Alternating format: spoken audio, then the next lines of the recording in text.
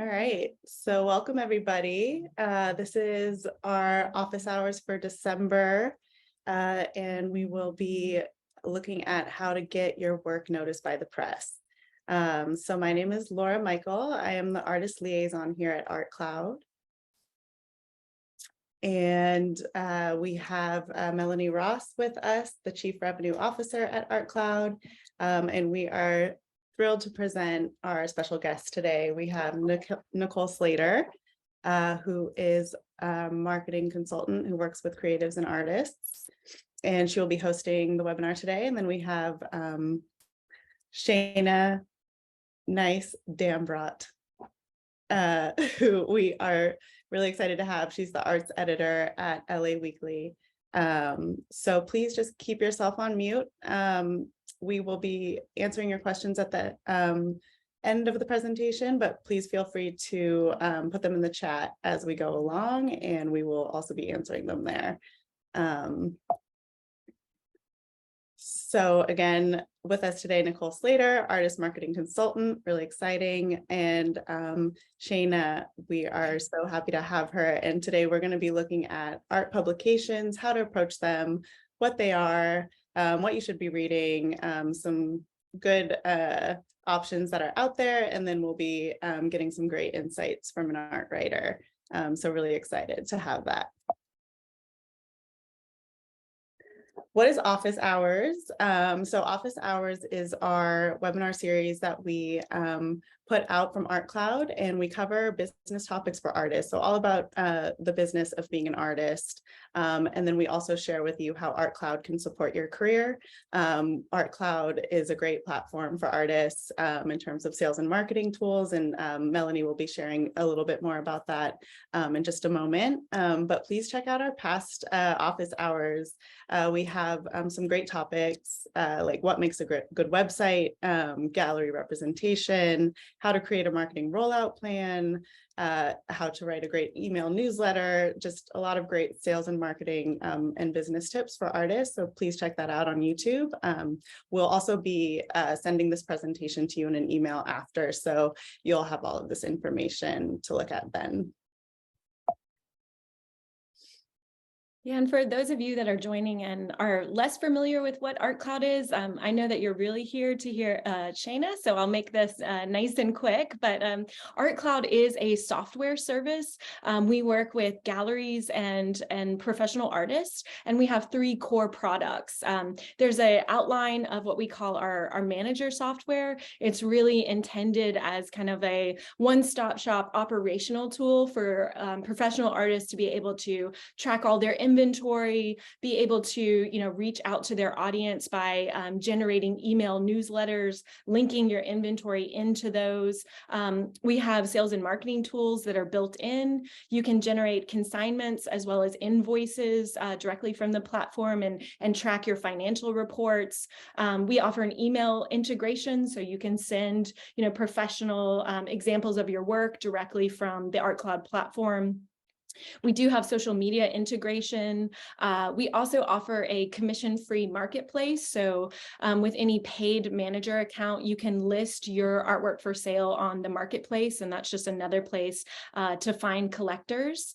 And then you can also use the manager to, create branded documents, so professional looking documents, certificates of authenticity, consignment reports, price list, much more. These are very condensed bullet points. But in addition to our manager software, we also offer a site builder. So, if you're already keeping track of all of your inventory on the manager side, it's really easy to launch a professional Art Cloud website. And that would be under your URL. It would be, up to date with industry standards, such as, having inquire buttons. And if you wanted to use e-commerce, that's all built into the beautiful templates that we offer. So, we make it really easy to create a beautiful branded website, but also to keep it up to date, because as you're keeping track of those new pieces of art that you're making, you can automatically list them on the site builder. So If you're not already familiar with ArtCloud, I'd encourage you to go to our website, artcloud.com. You'll notice in the top right-hand corner, there's a link to sign up for a free 14-day trial, no credit card required. We also offer a free inventory-only version of ArtCloud. So if you just need a place to track visually all of your inventory, this is 10 steps above an Excel spreadsheet, but will be a great tool for helping you get organized. So we'll start the presentation just talking about some international and national publications.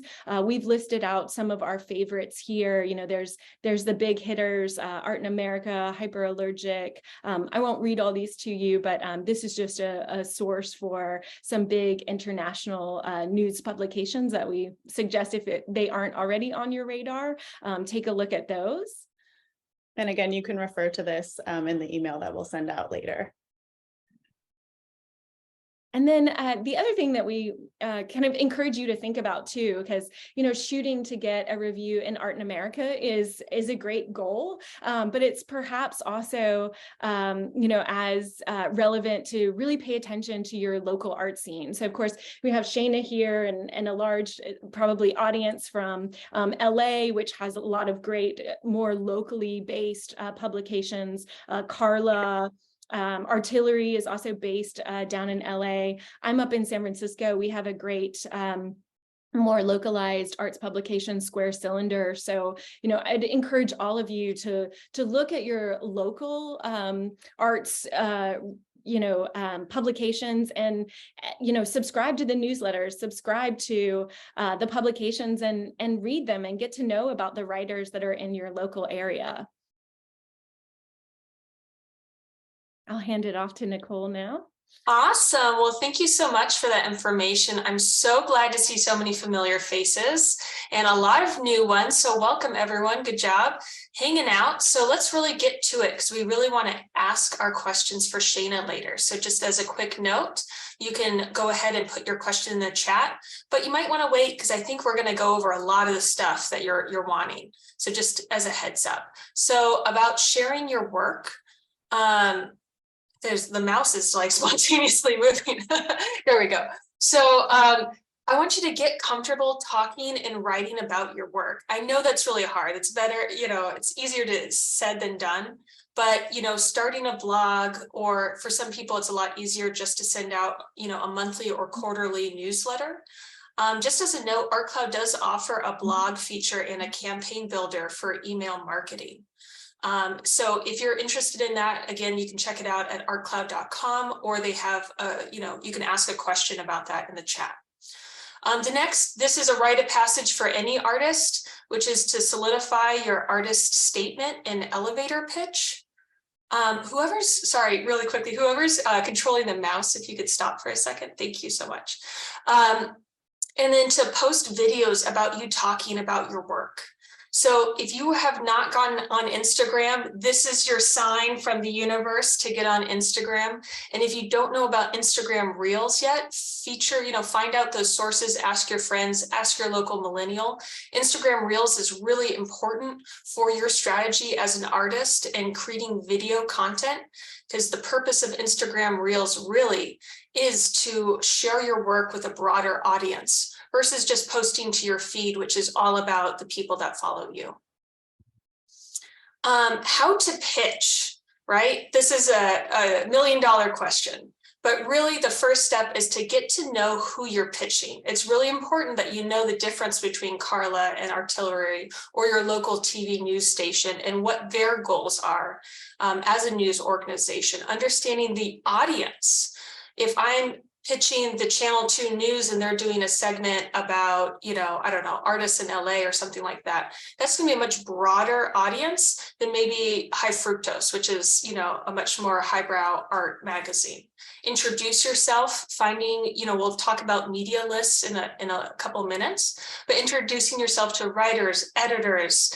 We actually have a really wonderful arts editor on the call today that we'll get to in just a second. Be sure it's unique and keep it short. Include relevant details. Before the call, Shana really drove this home, and I love this point, is that arts editors, people in the news, they're on a deadline. They don't have a lot of time. So make sure to keep it short in your pitch to them. All right, so let's talk about what not to pitch. Reviews, interviews, or profiles, pre-written articles, articles pitched elsewhere. If you have the same pitch and you pitch everyone in Los Angeles, then you're gonna have 5 people maybe running it, let's say. They're gonna be really mad at you because they're like, wait, I thought this was for me. You're bringing me a story. So just make sure to, keep it tight. And anything with a conflict of interest. All right, so good stories for the press. We want to make sure that it's timely. And this could be good or bad, right? I don't want you to approach somebody and say, hey, my art show is closing in a week. Can you come by and give a review? That's not a good time. So you want to make sure that you have on the timeline that when your show is opening, or ideally before it opens, you're reaching out to them. Also, timely could mean a social cause. Let's say you do art that is about climate change and Earth Day is coming up in April. Suddenly you can make that about a broader story, and you can connect with maybe a nonprofit that saves the whales or the trees or the bees or whatever you're interested in. Connecting it to a social cause, a political issue, a community event, maybe it's a fundraiser or an art gala, connecting it to a broader story. Making sure it's photogenic and dynamic, especially if you're sending someone that would have a photographer or a videographer, like a news crew, making sure to, comment on what kind of shots, what kind of visuals are there for them to see. Make sure it's unique and noteworthy. If it's something that's, been done 1,000 times, the turkey trot, the 5K, or whatever the news event is that happens every year, they're not going to be as interested in that. And make sure it has buzz. Build that buzz on social media and or elsewhere. We can talk about that a little bit later, or if you have questions, again, put them in the chat about how to build buzz on social media. Let's talk strategy. So reaching out to publications that fit the work. Again, knowing who you're talking to and knowing what their target audience is. Cultivating those media relationships. So I highly, highly suggest this, either using ArtCloud or even a simple Excel spreadsheet to research and organize contacts. So figuring out LinkedIn, by the way, if you don't have a LinkedIn, really easy to set up. You can kind of set it and forget it, but that's a great resource you can type into LA Weekly. They probably have a page there. Then you can go and check out who's employed there. You can go to LA Weekly's website and see who the arts editor is. And putting that into your contacts, creating a list. There are a way to create lists via tags in ArtCloud. And I know that they have some more material about that. But again, cultivating those media relationships. And before you reach out to everybody, just creating an Excel spreadsheet, first name, last name, email, phone number, something really simple. And you can talk to other artists. I bet they have lists about arts editors, different publications, and maybe you can kind of swap information. So if you are, just a note, if you are using ArtCloud to organize your contacts, the tags are a great way to be able to kind of group them together so that you'd be able to search for all your press or media contacts, and then you just have those all kind of populate in a list. I love that. I've used tags before, so there's a difference between, a writer or a media person and a curator or another artist. So adding those tags to make sure, especially after you get a couple of contacts, you can only remember so many people and what they do. So having those tags are really crucial. Yeah. I think we have an article about tagging in ArtCloud in the chat too, if anyone's interested in learning a little bit more about that. Awesome. So how to get noticed, besides being famous, right, and looking beautiful, you really want your art to speak for itself. And how do you get that art noticed? So being prolific, making work and sharing work and process on social media. So a couple of ideas of things that you can post maybe on Instagram is the before, middle, and after. of your art project. You can also do a time lapse. That's a feature on most iPhones and Androids. You just set it on a tripod and you work and you select time lapse. That's a great post. There's a huge trend of people holding up their canvas from the backside and just turning it around. You can put your art on a lazy Susan and just twirl it around slowly. It doesn't have to be this really big thing. I think a lot of times we make it more complicated than it really is, but just sharing your social media, like sharing it, your artwork and your process on your social media, a behind the scenes art tour, of your studio. Another way is to apply for residencies, grants, and shows. There's a lot of nonprofits and services out there. Shoebox is wonderful. They have all kinds of artist resources.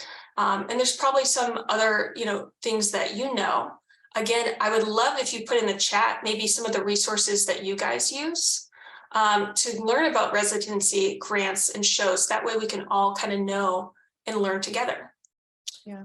You also want to grow your art community, artist talks and openings, shaking hands and kissing babies. Honestly, that's really what it's about. And connecting, supporting other artists. Business cards and networking is really wonderful. Having a nice business card. This is my key for business cards because I have this great knack of losing it immediately as I get it and forgetting that person's name. Is if you get a business card and you want to follow up with that person when they're gone, I just take a photo of the business card so that way it's saved on my phone. All right, press releases. So you could hire an arts publicist, and if you have a lot of money, great, go for it, do it. But for those of us that don't and can't afford a top-end PR agency, this is a crucial skill to learn how to build your own press release. And there is tons of information on Google that you can search about this. But here are kind of some quick bullet points. So you want it to be one page. Again, reporters and writers do not have time. They get hundreds of press releases. So in order for it to stand out, you want it to be one page, a catchy headline, that hook. Maybe they'll use that headline in their article. So think like a writer, what is going to hook their attention?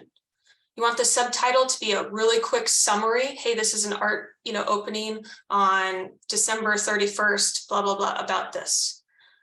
Do not go into crazy amounts of details. I think press releases, sometimes people get very, crazy with all the adjectives and all the stuffs. You just want the who, what, where, when, why, and make it as simple and easy for the person reading it.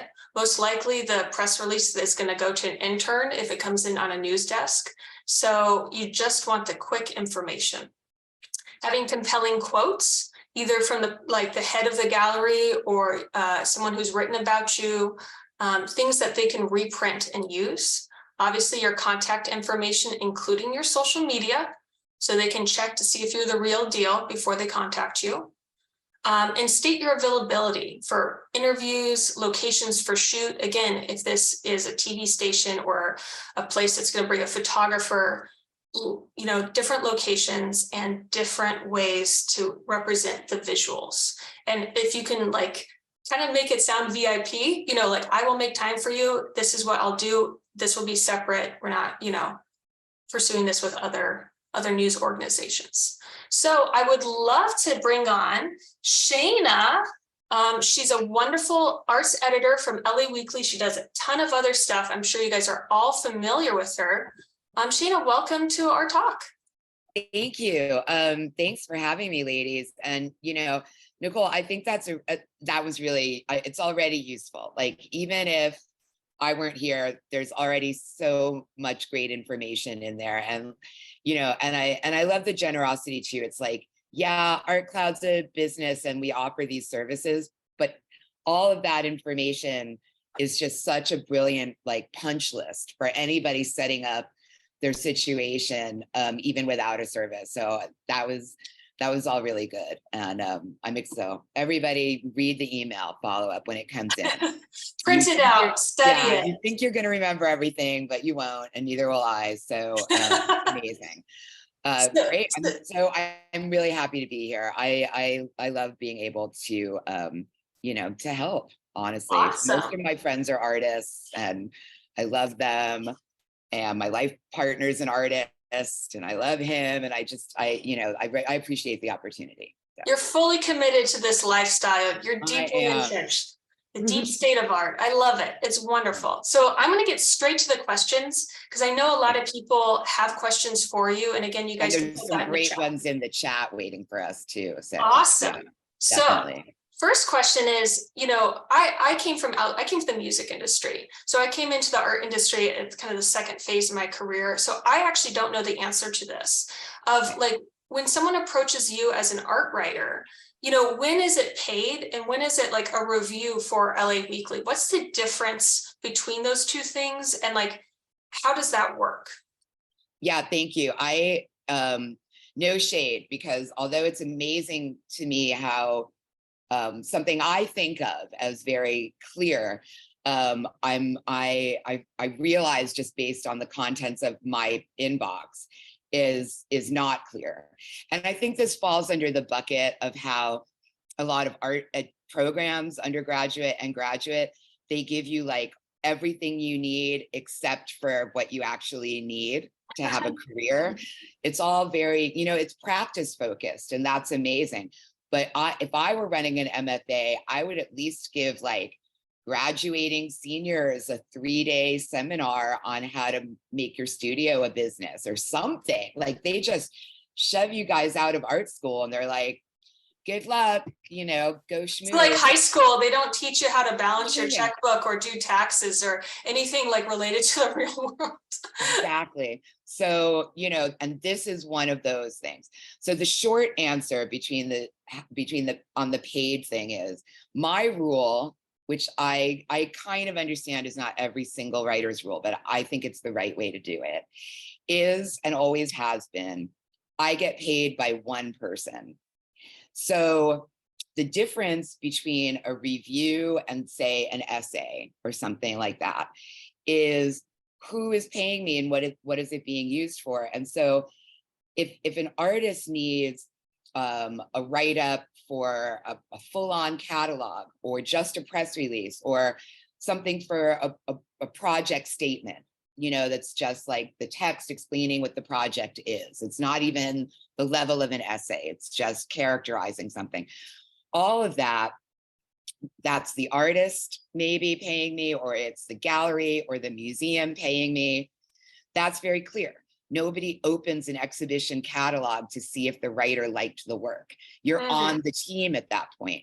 You're lending your art historical perspective and your literary skills to augmenting and advancing and contextualizing the work. And that's great. Catalog essays are some of the best art writing in the whole world, I think, because it's not just like you pay me to say something nice. It's not that. It's, we talk about some biography and kind of link that to like, this is a little bit of who you are, and this is why the work looks like it does. And here's some art historical context, and here's some things to think about while you're encountering the work. Like it's a book a lot of times. And at the same time, I've done 1 paragraph versions of that for people who just needed like some good text on the landing page of the project, but it's the same, it functions the same way. And that's a lot of sense. Yeah. And that's more expensive. That's like per word. That's like fancy grown up, book writing, right? I just did a monograph with an artist. I wrote a 7,000 word essay. We worked on this book for 3 years. That's a lot. Yeah. How long did that take? 3 years. Oh my God. Okay, right. So amazing. But again, it's not. So then the difference between that and what you'd call a review is who's paying for a review is the publication. And part of what they're paying for is the integrity of an objective evaluation. You can trust me, dear reader, when I tell you this work is or is not worth your time, that this is what you should keep in mind when you go see it. And I'm letting you know on behalf of the publication that I represent, who pays my salary, that this is truly what I think. So of course the artist can't pay me to do that. Yeah, right? It makes sense from an ethical standpoint in journalism. Do you have any control over what, from if you have an editor that is sending you out to a show, do you have any control on what shows you see? Can you make suggestions for what to be reviewed? I'm actually almost 100% self-determining, but Wonderful. But not everyone is, correct? It's a pitching situation. So what'll happen is the editor will ask you for a few ideas and you send them your top 3 or 5, or even like one that you're really passionate about. And then they say yes or no. That's how most of my career works. I know that there are other cases where it's like, I need you to cover this. And, you know, and I'll write back and say, okay, but I actually am not a fan of the work. And so unless I'm genuinely surprised. You don't want to just leave a really, I'll go, but I'll write what I actually feel about it. And I don't know if that's the spin you want. Yeah, but I'm letting you know it might not be supportive. And so FYI. And then the editor has the chance to say, no, that's fine. If it's bad, it's bad. We just want to cover it. Or to say, wow, that's weird. I love this artist. Let me find something else for you. So if I'm an artist, that's a conversation. Sorry to interrupt. If I'm an artist and I want to approach you or another art writer, when and how is the best way to approach you as a writer? Yeah. So email really is the best way. I saw there's a question from Lynn about sending stuff in the mail.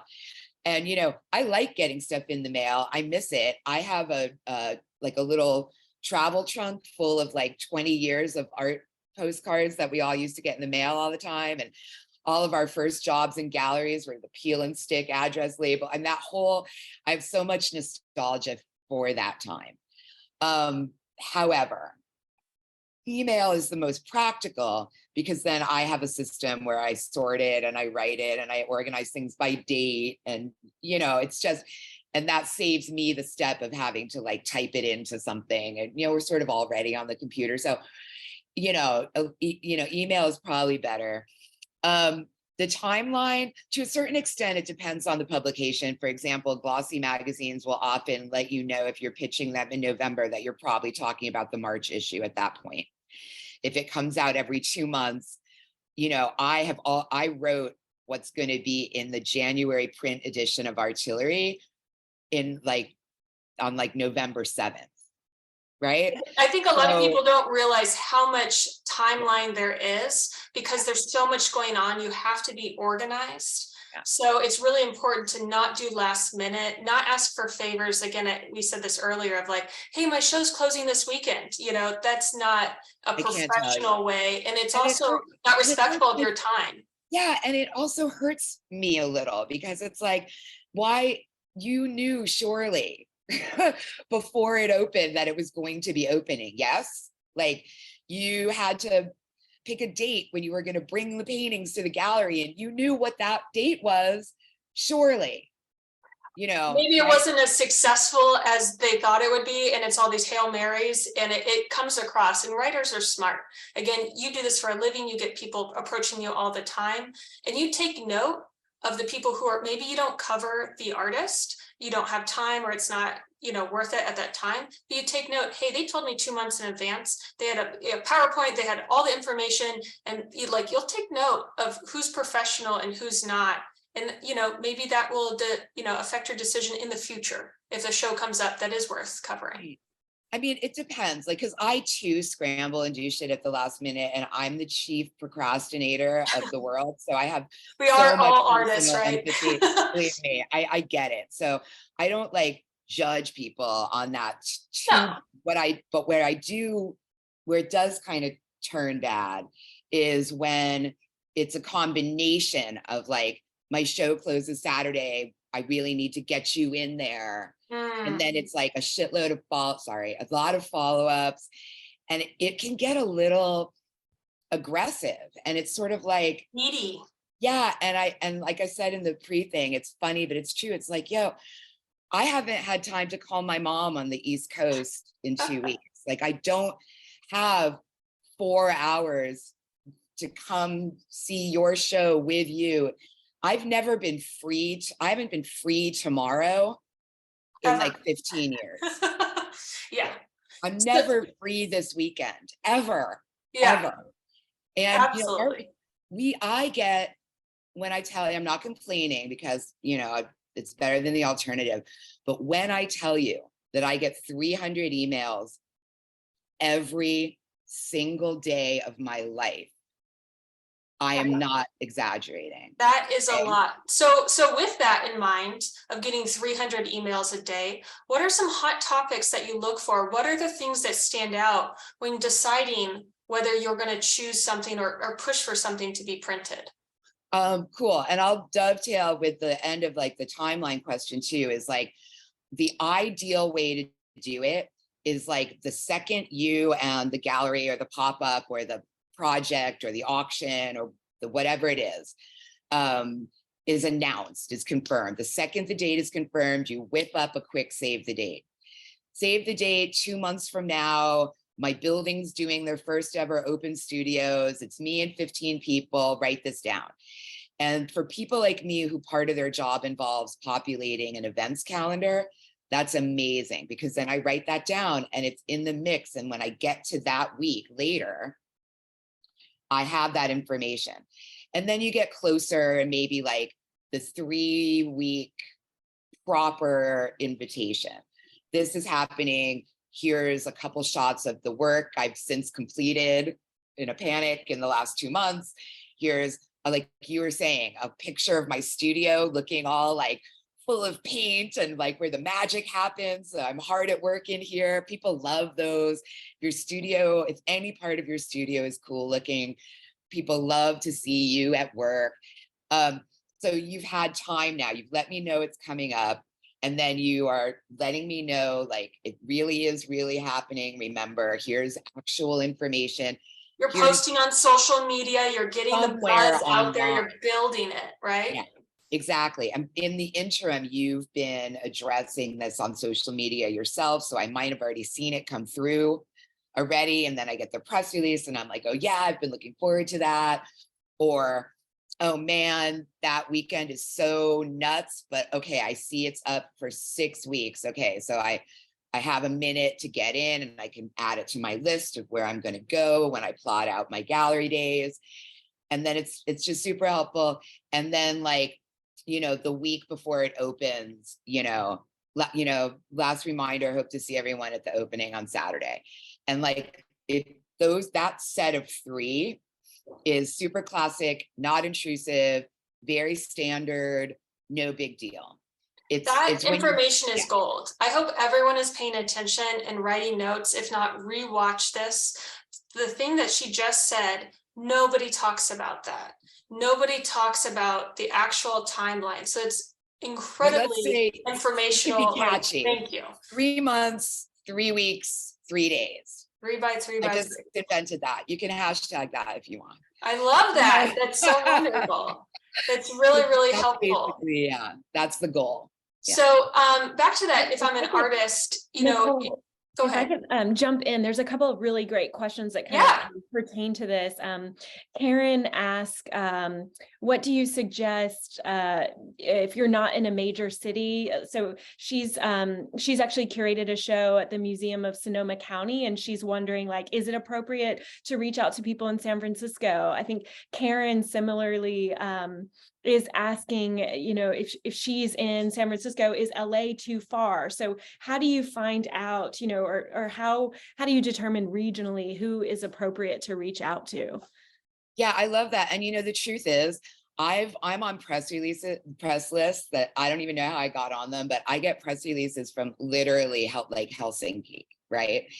And although there's a level at which it's not useful, it is interesting to me. And you never know where someone's going to be. And okay, they write for a San Francisco paper, but what if they live in Monterey, right? So you don't always know. And I would err on the side of everyone rather than trying to reduce it, because worst case scenario, they'll just be like, I don't live in Helsinki, and delete it. But like, I keep a file of, I'm on hundreds of gallery press releases in New York, where I'm from, and I'm interested in what's going on in New York. And that's a great shorthand to just see what James Cohen's up to and what tiny little artist run space in Brooklyn is up to, and just, and so I actually find it like almost magazine-like to sometimes just cruise through and see what's going on in New York. And then I go visit my parents sometimes. So I'm in New York. So I have a folder in my email called New York City. And every time I'm going to make a trip, I go in there and I see what was interesting and where I want to. So you never know what's interesting to people. And like Artillery does something called Out of Town. Well, I wrote about a Nicole Eisenman show in France because I was in Arles and I saw it and it was amazing. And I know they do Out of Town. Then I was like, can I write about this show in Arles? Yes. So there's no reason not to send it to anyone. It's just realize that it might go into the kind of like, oh, that's interesting black hole, but there's really no downside. No one's gonna, really push you. And No also, one's you're gonna not insular. You can forward it. Maybe an editor in New York or Kansas or wherever. It's not I like do you're that a all the complete time. island. Like, hey, you should cover this. This is great. I can't make it. Yeah, and I write sometimes for the Village Voice, like Isabel Albuquerque just had a sculpture show at Jeffrey Deitch it's actually still up. And it's a suite of 10 sculptures. I won't take up too much time with this, but 6 of which were shown at Nicodeme in Los Angeles 2 years ago, and I saw them. And then she's made 4 new ones, but the 6 ones are the same physical, literal sculptures I saw in LA. So I can write about that show for the Village Voice, and I did, for a New York paper, even though I didn't see it at Worcester Street, because honestly, gorgeous installation shots and having seen 2/3 of the work in person is enough to say this show is fantastic, you should see it. And that was a story I did for a New York paper. And maybe that's a special case, but my point is I don't think it's as special as it sounds. I think there's a lot of that going around and people moving around, and it's better just to let them know and put your name in their brain. I love that. Future. I love that. If I'm an artist and I'm looking for a good art writer, to pay, what should I be looking for from that art writer, or what are the things that artists should be checking out for when interviewing different art writers? Well, I think it's almost the same answer as asking about galleries, because what you need to do is your research. Like, just because LA Louver is well known doesn't mean your work belongs in their program. Like, it might not even be good for you to be in a program where you're like some weird outlier. So what you want in a gallery is the same as what you want in a writer, I think. It's like a gallery you enjoy going to anyway. Like, you like art, presumably, and this is one of your favorite galleries. Why? Well, that's the gallery that maybe you should be gravitating towards, even if they're young or whatever. And for writers, it's the same thing. Like, whose writing do you enjoy reading?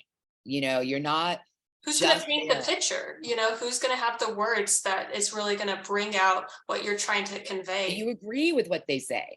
Like, you read their work, you read their writing, you see the art, and you think, yeah, that sounds right. Or do you always think they're wrong? If Don Rickles was like an art writer, I would not approach him. Okay. So you're looking for like some place that you want to be. And I think that is true of writers that you're picking from, is just like would be with a gallery.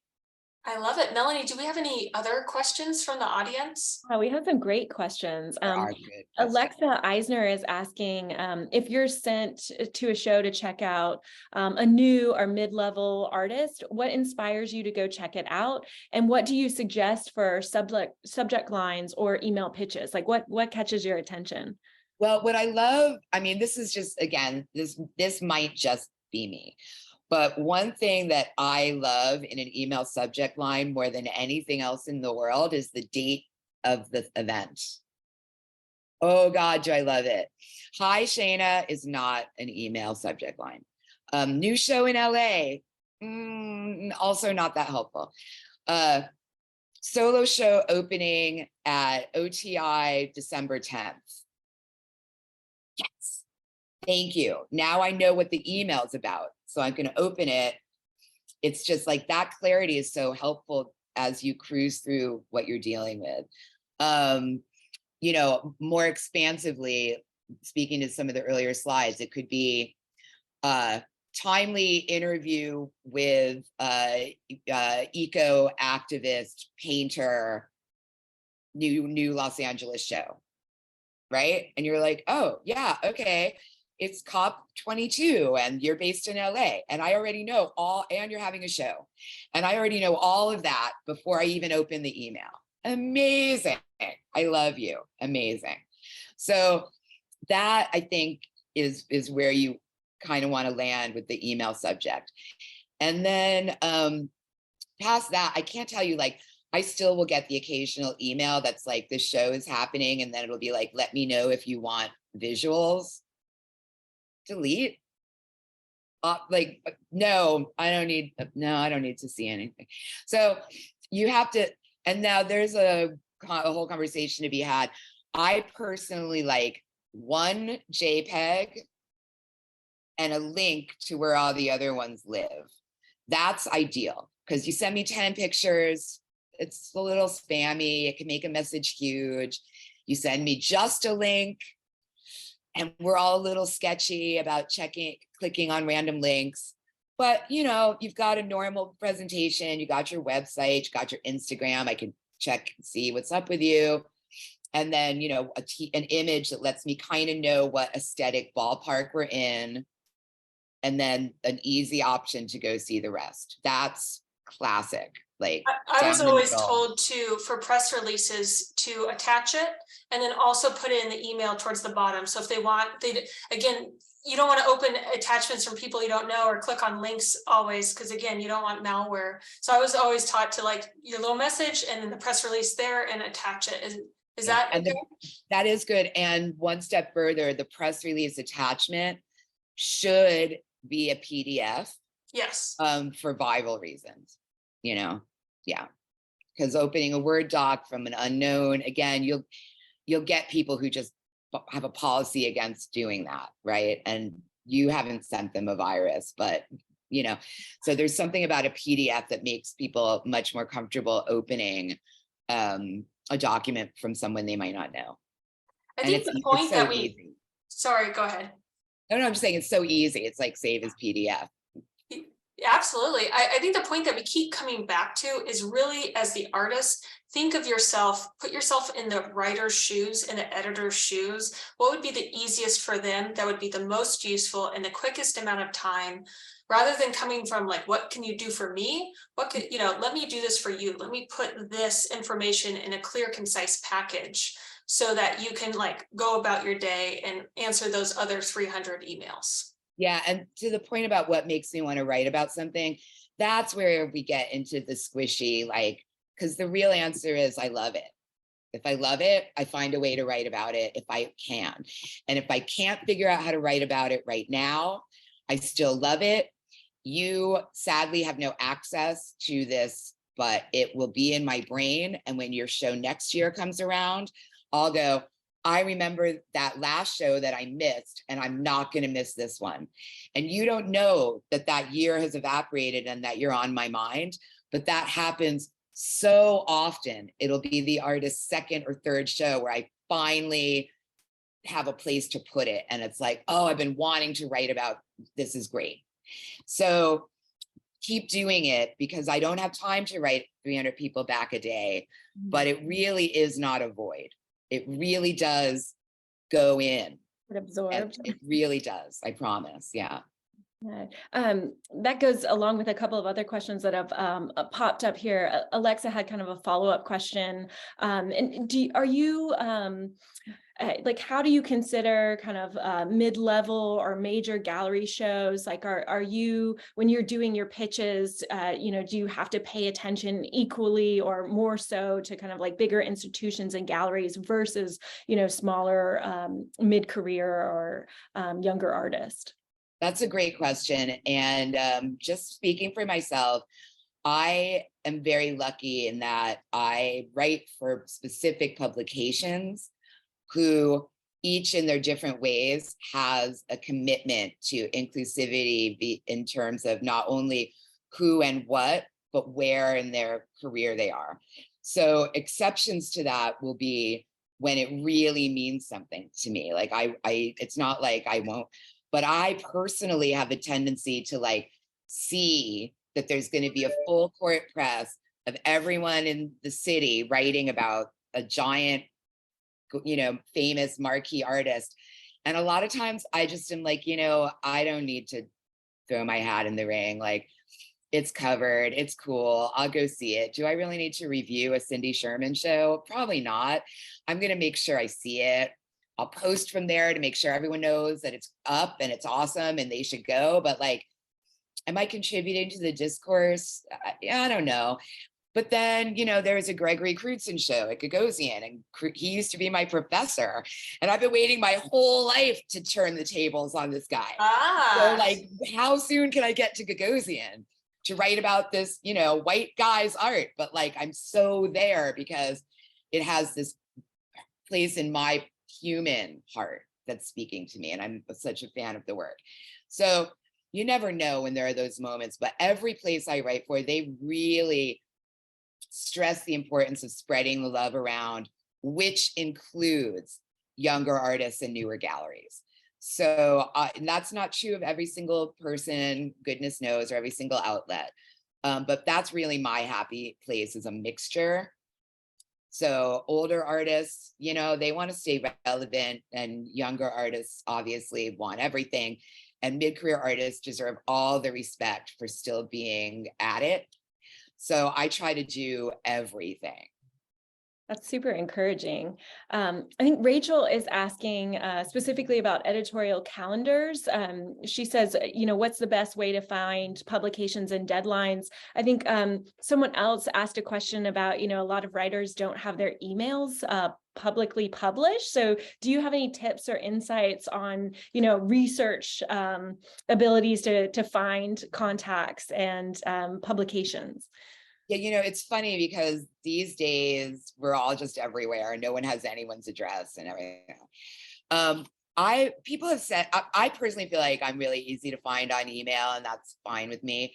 But you know, when in doubt, and this, I saw a question come through about like DMs and things like that. So yes, DM me and say, hi Shana, I love your writing. It would be so great if LA Weekly covered my exhibition. What's the best email to send you the press release? And I'll write back and be like, rad, Shana at laweekly.com. And then we're good. Do not send me 800-word press release in DMs. What the hell is that? Right? I'm not going to read that. Like, what are you doing? You wouldn't want an 800-word anything from anyone. Why do I want that from you? You've got me. Say hello and ask me for my email and I will give it to you. I promise, right? Because that's respectful of my time. If I didn't want DMs, I'd close them. That's on me. Fine. But right? Yeah, I think I can also say for traditional media, for radio, TV and stuff like that, they have newsrooms. You can call. You know, so you can, it might actually be quicker if you just call. You'll get some intern or something, just when is deadline, what's the best email to send to, who's the best editor, especially if it's a place you're not familiar with. Yeah, and I get forwarded emails from everywhere I write that came in through General that were looking for me. I get those. The people will forward those to me, right? Be like, this came in through the General email inbox and it's an art pitch. I get that all the time at the paper. So that's totally that. And as far as deadlines, every publication's different, but the one, like I said before, it could be 4 months. What I will say though, is I think there's a perception that just because something is for online, you can do it like this morning. And that is not true. We still schedule a week or two ahead what our stories are gonna be. We still need time to do them. So just because we all have this idea that you can go online and it's instant, the sausage making is not instant. And so, yeah, it probably doesn't have to be 4 months anymore, but you know, we're still talking about weeks, not days. So, you know, that's one, like, be disabused of that. The internet is not instant gratification territory, really. I can do an Instagram post for you if it's life and death, but that's not the same thing, you know. Yeah. And kind of along those best practices, Karen asks, how often should or could I follow up without making you crazy or annoyed?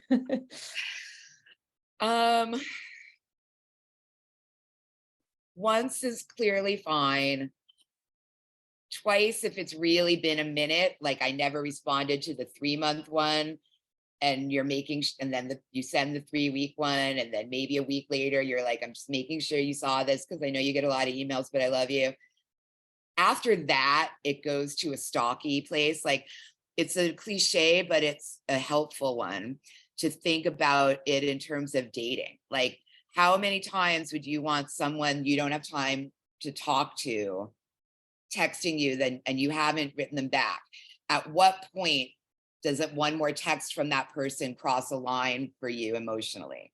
It really is very similar to that. And like, don't make me write back and say to you, I don't like your paintings, right? It's like, I've gotten your email. Yeah.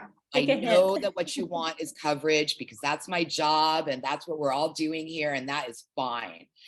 But if you've written to me 3 times and I have not written you back, That's a response in itself.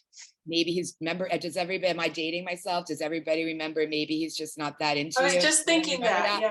And I'm not being dismissive because I know what making art means to you guys. I know that this is a calling and how much you have sacrificed and how you eat and breathe this stuff. And I have so much respect for people with the raw courage to make that the life that you have chosen. I swear to God, I really do.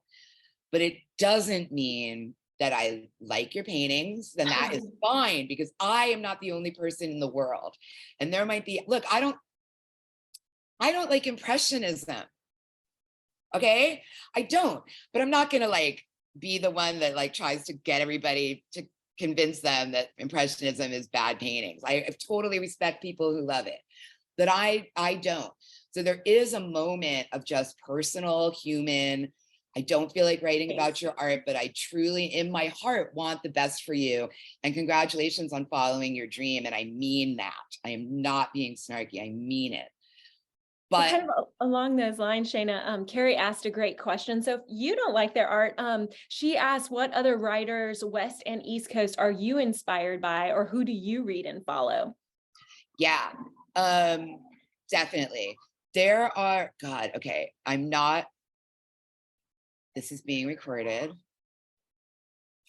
I Take a moment, edit. Take a moment. I mean, just throughout history, I will say the kinds of writers that I have loved and that have inspired me have not always been art critics, but they have been all kinds of literary voices who really take what's going on in art and art history to heart. So I could say to you, he got a little weird toward the end with some of the things, but I always loved Dave Hickey because I felt like the way that he told a story and was not afraid to say that something was beautiful or magical was like, yes, that's how I feel. Thank you for not being a cynic, right? And I felt that way about, you know, I'm actually kind of related to him by blood, but well, I am related to him by blood. But Valdemar Januszek, who is the Sunday Times art critic, and he makes a ton of art films. And he's the same way. He is so full of passion and it's so literary, and he's also kind of funny, and it's all about engagement, and he's educating people, but he's so smart that it's still good even if you already know the stuff. And you know, you're not speaking down to anyone, but you're also not dumbing anything down. You're trusting the reader to come along with you. And the writing is, you know, evocative and literary. I love that kind of writing. Nobody knows, like Charles Baudelaire wrote art criticism in the 19th century. And he would use like exclamation points and stuff. Oh my gosh. Yeah, about like David paintings, right? Like priceless canonical works when they were first being shown, still wet on the walls. Here's Baudelaire with exclamation points about how it stirs the soul. Those kinds of things. I love currently at this moment, I love, like we all do, Roberta Smith. I think she exists in that tradition where she's not afraid to hide her enthusiasm and put things in context. We all see transparently how hard she works, and a lot of respect there. So, there are writers like that I feel, and here at home, I would have to say my favorite, just like straight up art critic, no nonsense reviewer is Leah Ullman, because she's just so, I wish there was a better word than ballsy, but like, she just is like, She lays it this is out. what I think, and my writing's so good, you're going to agree with me at the end, even if you don't at the beginning. Boom. And I really feel like she nails it every time. And I almost always agree with her, which makes me trust her more. So, there are people, but to me, it's the critics that understand art history, can put things in the context of the sweep of culture, but that are funny and engaging and welcoming and interesting writers in a literary sense while they're at it. Those are my people. Love it. Great answer. Thanks for sharing all those bits. Alexa has another kind of interesting question. It pertains to kind of you writing for artists or galleries. She asks, are there expectations to ask a gallery or a space to help with PR? Does the PR usually land in the artist or the galleries? Like, how common is it to ask the gallery for support?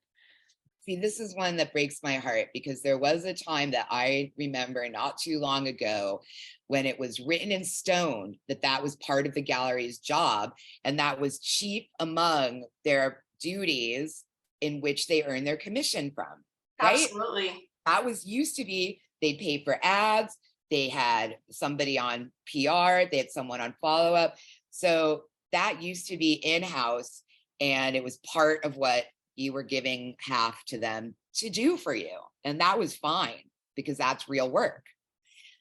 Increasingly, I see artists being sort of abandoned to their own devices when it comes to publicizing their shows, whether that's not enough staff or if it's some weird generational thing, I don't know.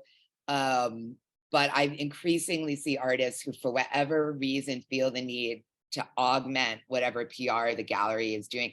I say gallery, but I have to say, I went to a museum show yesterday and I loved it. And the artist met me there and we spent like an hour together. It was in a museum, who shall not be named. And he asked me, like, I'm just curious, like, for no reason, did the museum reach out to you about this show? And the answer was no. Wow.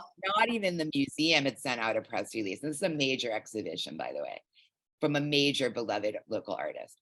So scandalous, I think, malpractice. But these days, galleries are more independent and they don't have any money either. And I think it's also a staff issue, right? Staffing, yeah. So I know not everyone, yeah.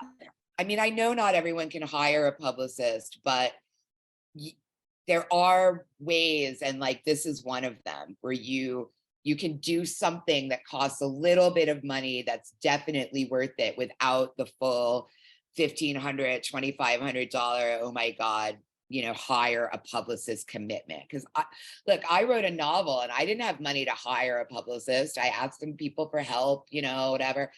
So I know, I get it. No one has that money. I get it.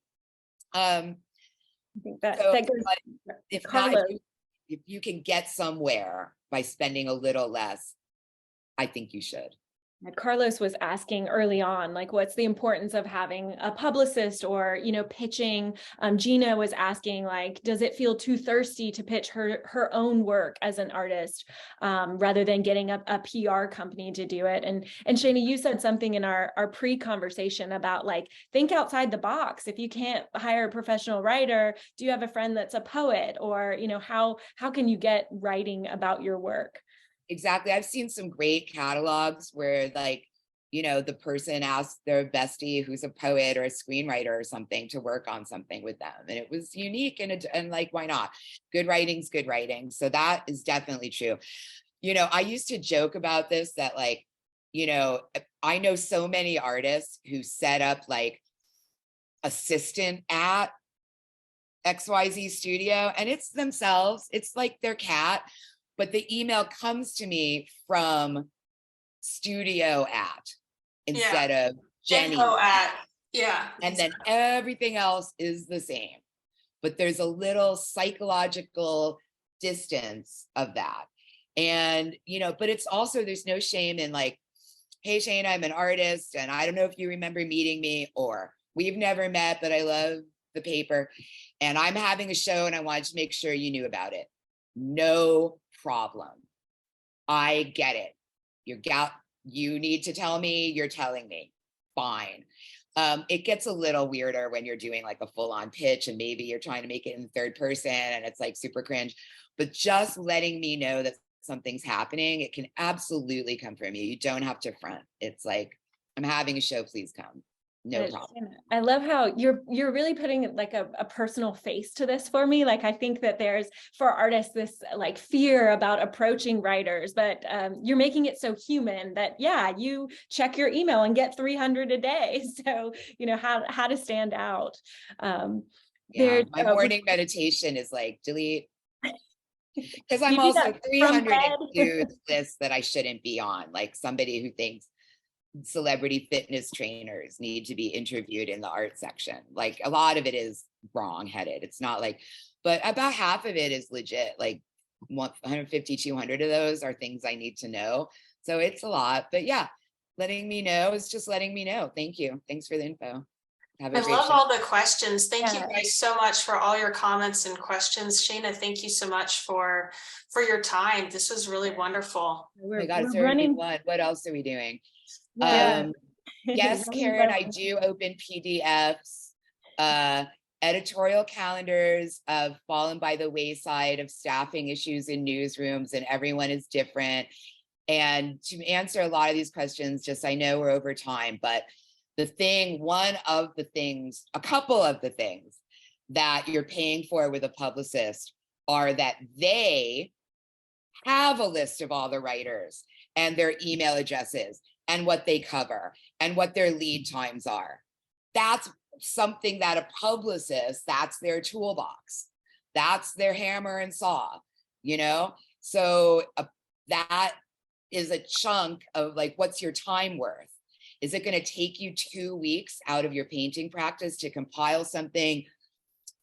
You can maybe pay someone $500 to send out an email for you that they've already done all that. You know, yes.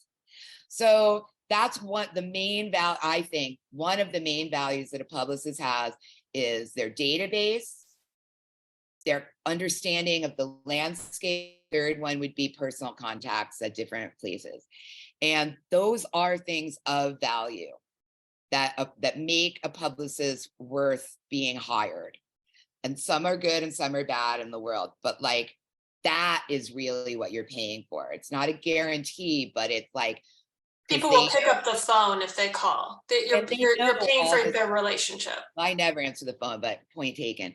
But they know, people know, if you literally call me, the voicemail says, don't bother, just text me. But I love that. I'm that person. But no, it's completely true that relationships are real. They don't always matter. I get cold. I got a pitch the other day from someone I've never heard of. They told me about this artist and I was like, oh my God, that's amazing. Yeah, let's get you in the Meet an Artist Monday. Like, when can you enter? Like, yes, here's the, like, it could be out of literally curveball and it just hits my eyeballs and I'm like, yes, please. So there's no absolutes, but some of the value of a publicist is that they know all this stuff for you. So this has been amazing. Yeah, thank you so much, Shana. This is really amazing. I think we might have to do a part 2 because we have some great questions that we unfortunately didn't get to answer, but thank you all so much for joining us. And I hope you will join us for our next office hours. Again, we're going to send out the information and the recording in an email coming up. But just to kind of give you a little bit more insight into what ArtCloud offers before we go, we have the management system, which manages a lot of what we talked about, your inventory, your contact list, creating marketing emails, creating tear sheets, which you can, send to publicists or media relations. Certificate of authenticity. It's like a one-stop shop. It's really, really nice. Yeah, it's a lot of the things that you need to help you run a business as an artist and make money, which is what we all want to be doing. So I really recommend checking us out. We have a free 14-day trial, so you can just kind of, take a look at the tools and see if they might work for you. We also have the free inventory if you just want a beautiful place to store your artwork and keep organized records of the work that you make. And then we also offer websites which integrate with your management system, which is just a really easy way to make sales and track those sales and where all of that is going. Also just want to mention that we have an incredible offer for new customers, and it is valid through the end of the month only. So I'll be sending that in the email as well. Be sure to check that out. You don't want to miss that. Honestly, I don't know when we'll be doing this again, but definitely check that out. So thank you all so much. Happy holidays, and definitely sign up for our office hours coming up in January. It's going to be all about the financial side of things for artists, and we have Natasha Perry joining us, who is a pro at bookkeeping and all things financial for creatives. You guys are such a resource. I'm so happy to know more about you through this process. I'm going to send people to you. Like, this is all the stuff. We're excited to help artists in their careers. And yeah, I'm really excited about our next month's talk. We've already been meeting with Natasha, who's a professional bookkeeper, and I've already learned all kinds of things about finances. I might just come to that one, to be honest. Great, please do. You can't write off everything. That's all I'm gonna say, But I think finances for artists is so important. And again, to Shana's point, it's not taught when you get an MFA or BFA. So this is real life skills that you can use. So please tell your friends, post about it. If you enjoyed this Art Cloud presentation, please let other people know. And you can reach out to all of us individually. Yeah, and Shana, just thank you again for being so open and honest about your process and how to best practices for reaching out to writers. If only they were all as wonderful as you. If only. Thank you all so end much. on that note. Yeah. Thank you for having me, everyone. Happy holidays. Thanks. Bye, guys. Bye, y'all.